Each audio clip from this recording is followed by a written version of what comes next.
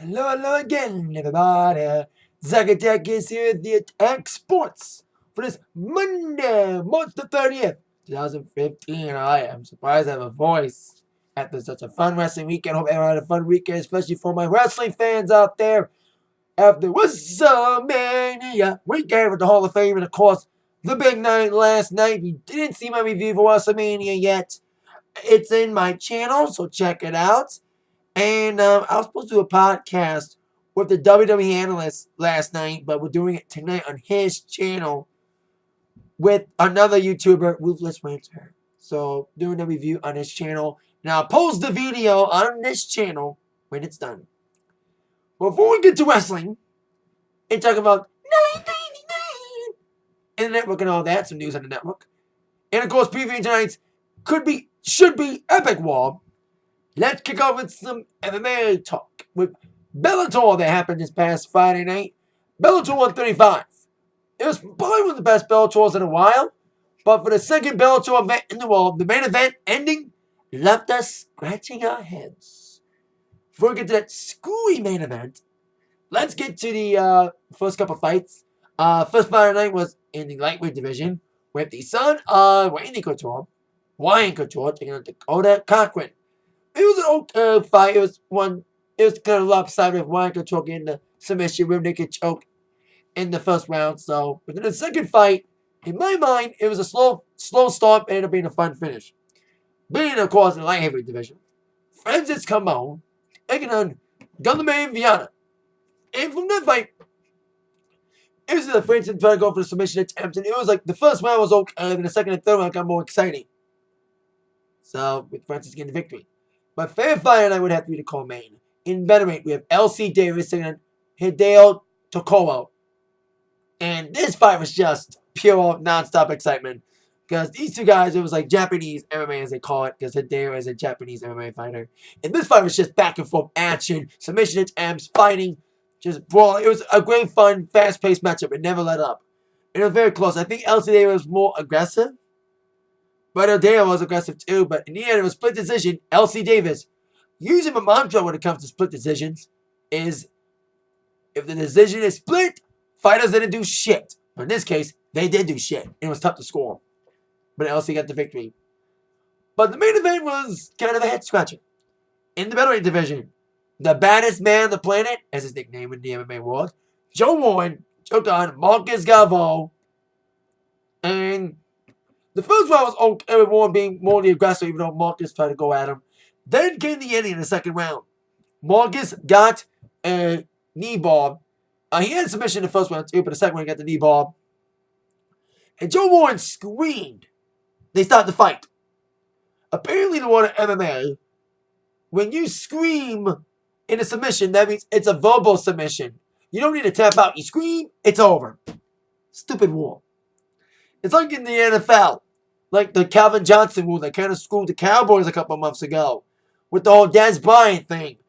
It's a stupid rule, but it's in the book and it should be changed. Like this verbal submission rule. Because everyone was booing the decision and Warren was hot. Joe Warren was pissed. He was pissed he got screwed. In my mind, he didn't get screwed. There should be a rematch. Hopefully the next Bellator will not have a screwy championship fight ending. With Will Brooks defending against Dave Jensen. So there you go. Fun Bellator had a shitty ending. Unlike Mania, which had a fun ending. Now we get to Mania. But of course, let's start off with the network. I kind of said in my preview, my review of WrestleMania, that WWE Network's announcing some new shows. Well, I forgot to mention it in my review. But now WWE Network, it's been a year since people like me have been paying $9.99. They're in celebration mode. They announced today they're up to 1.3 million subscribers. So, they're going to celebrate that by doing yet another fucking free month. Yep, I mean, April's another free month. Which will include a couple new shows premiering and Extreme Rules. Now, during WrestleMania, they call about new shows. And they needed some new original shows. They got Countdown, they got the WrestleMania Rewind's done. And Monday War's done. They need some new original programming. They got a whole lot of it coming later this year. including a brand new adult animated TV show called Camp WWE. They have a Slam City for the kids. I dug it. But I'm looking forward to seeing Camp WWE produced by Robot Chicken producer Seth Green. And lifelong WWE fan. Should be very interesting. That's coming in late 2015. Then we have a lot coming in May, in April. May we got a new show called Swamp, which is produced and directed by Champ Tremaine, director of Jackass. So they didn't give us a precise description, but should be an interesting series if it's coming from the Jackass crew. Then I was hearing rumors and it's official. The Diva Search is coming back in the fall. The contest that launched the careers of Candice Michelle, Maria, Eve, Layla, among others, is back in the fall. We also got a Jerry Springer show. Jerry Springer presents WWE Too Hot for TV. It's going to be a compilation show full of the hottest, sexiest moments in WWE history. With Jerry Springer hosting. Be intriguing to see that. And a new show premiering next week. They had the Austin podcast, which I love. Now they got a new podcast. Chris Jericho podcast. The part-time wrestler, full-time rocker, who's going to be on that metal show this weekend.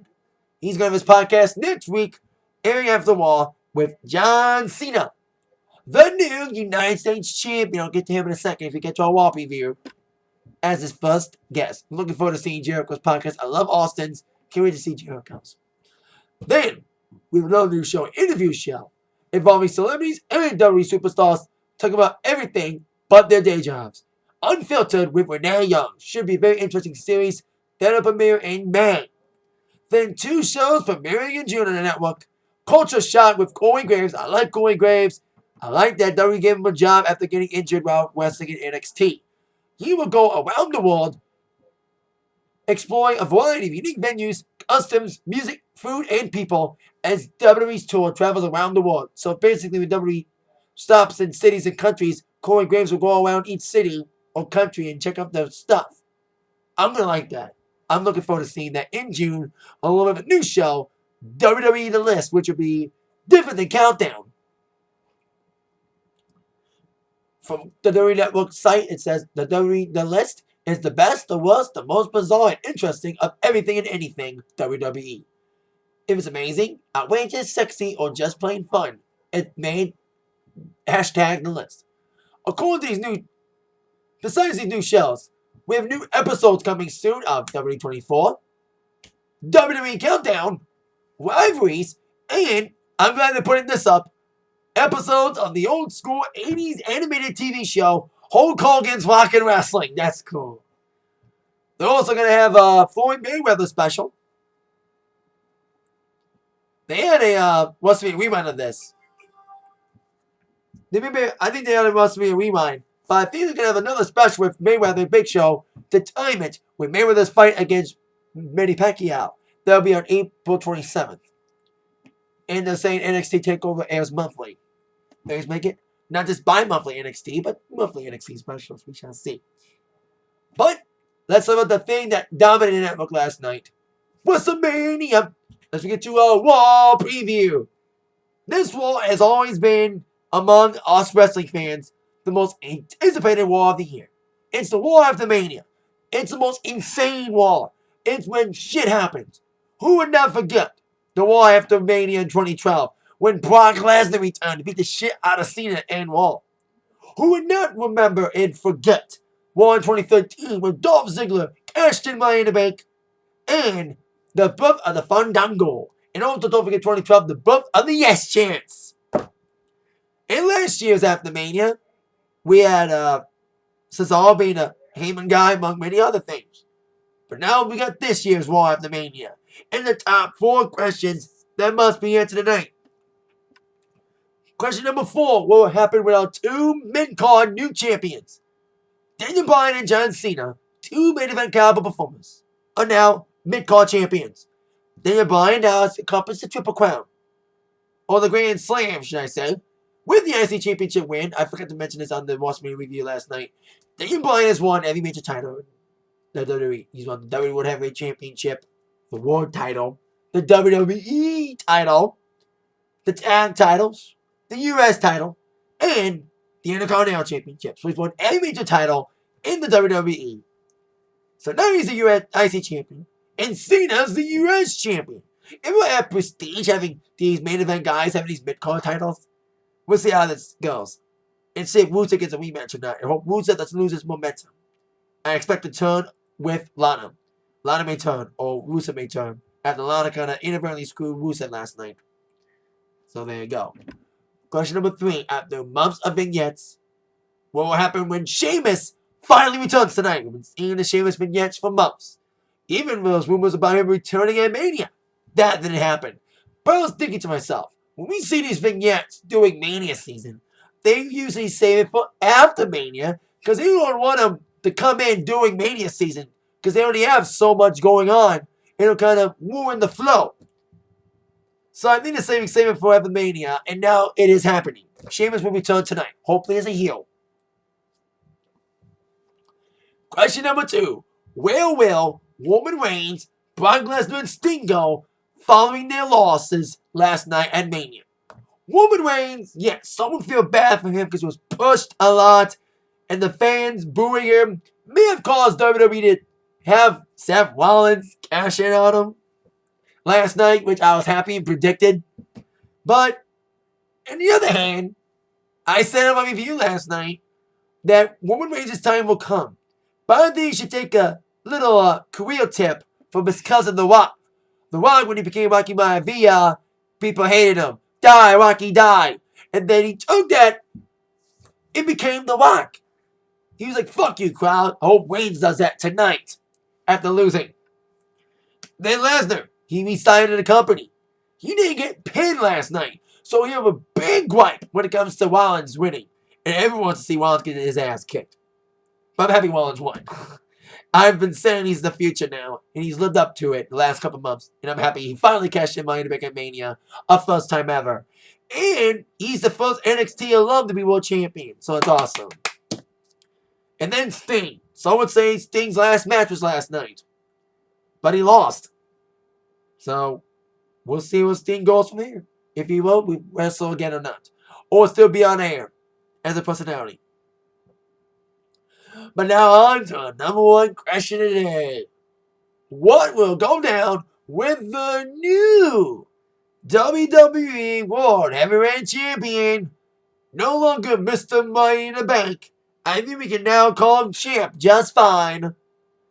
Seth Rollins. The future is now. At last, he cashed in last night. I expect a big celebration. But I expect either Reigns and or Lesnar to crash the party. But even if they do, I think Seth will have the last laugh. Or maybe Orton. Because Orton may have a gripe too. Because Orton beat him last night at Mania, right before Rollins cashed in. So maybe Orton will have a little gripe at Rollins. Because Orton never got his proper rematch after losing at Mania last year. So what better way to get a rematch than against Rollins? And continue their rivalry. But then like I said, you have Reigns and Lesnar going to be knocking at the door of Rollins wanting a shot, another shot at the title. We shall see all this unfold on the most anticipated War of the Year, the War After WrestleMania, tonight at 8/7 Central on USA Network. And that is it for the Atak Sportz for today. See you all later on. I am debating about War Review because I'm making a podcast tonight with WWE analysts. But I'll try to make a War Review. I'll try, especially this is supposed to be a big war tonight. With that in mind, y'all better act by the review, the news, should I say, sports news from Zach. See you all later, yeah.